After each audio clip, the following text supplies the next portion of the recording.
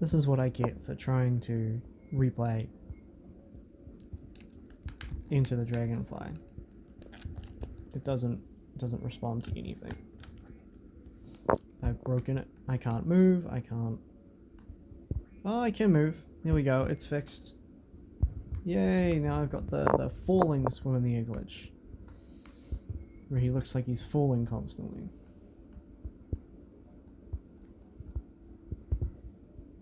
How wonderful. God, this game is so shit. I mean, it's interesting, like, I was playing for Dragonfly Dojo, and it's like, the minigames suck. The gem placements are kind of awkward, but they're not, like, terrible. But that's also probably, like, the best level in the game. So...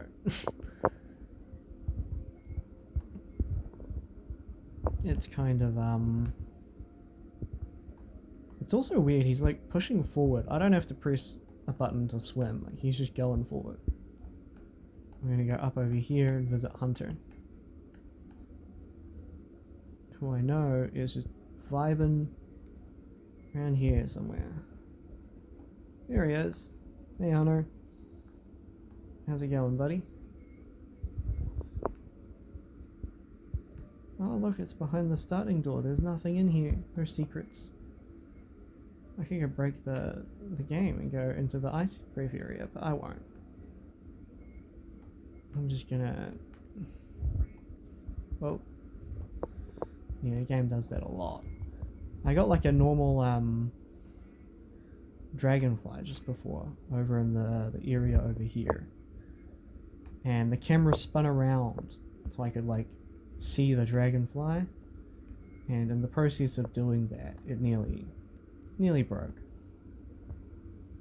Right, so it forces you to come around here so that it can have time to load, because although it still hasn't loaded, I've missed the loading zone apparently,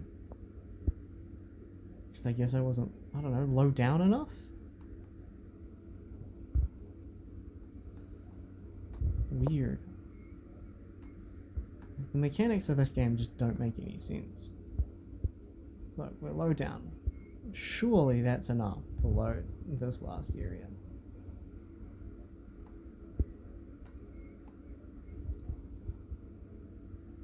Yeah, it's loaded now. Interesting. What a cool glitch.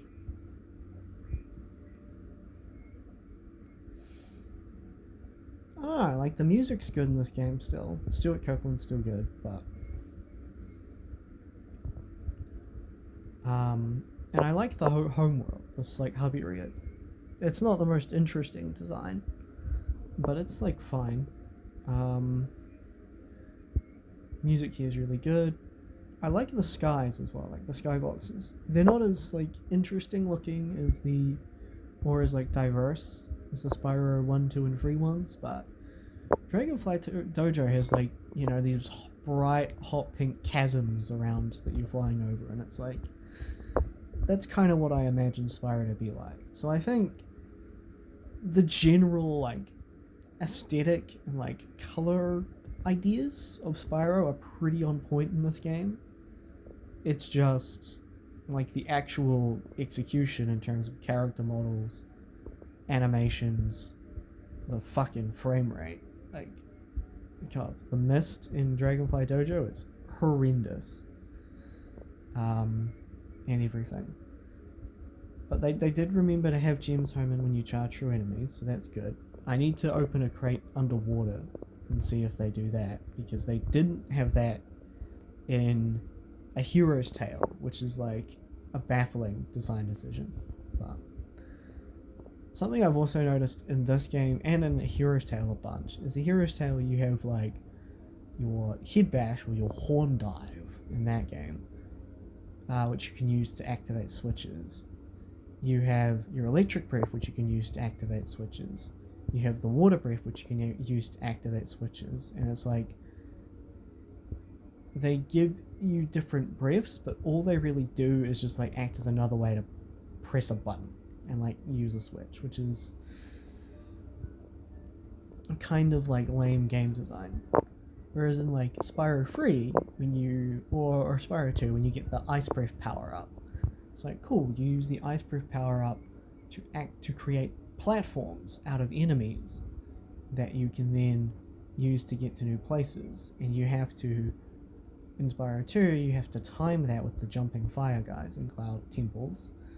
And in Spyro 3, you have to kind of, like, you don't have to freeze guys. You have to, like, if you want to access some of the extra little secret areas, you have to do that. And it's like, they thought about neat ways to utilize the fact that you're freezing enemies. This game just doesn't do that. Neither does A Hero's Tale. They're like, oh yeah, you just freeze guys into a block and then kill them just like you could with your flame breath or your electric breath. The only thing in A Hero's Tale is your electric breath has a bit more range to it. So it's like, and there are a couple enemies late in the game that are like,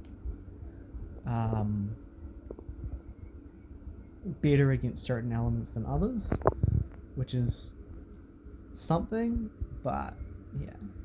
The big problem with A Hero's Tale is like, right when it starts to actually have like neat little hidden bits on the map, or like challenges that are actually like slightly difficult, and I mean slightly, like it's the end of the game, and they often don't actually give you good rewards for them. They just give you like less gems than the lockpick cost, and it's like, cool.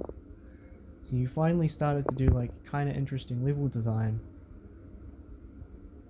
and it's literally a waste of my time right at the very end of the game. Neat.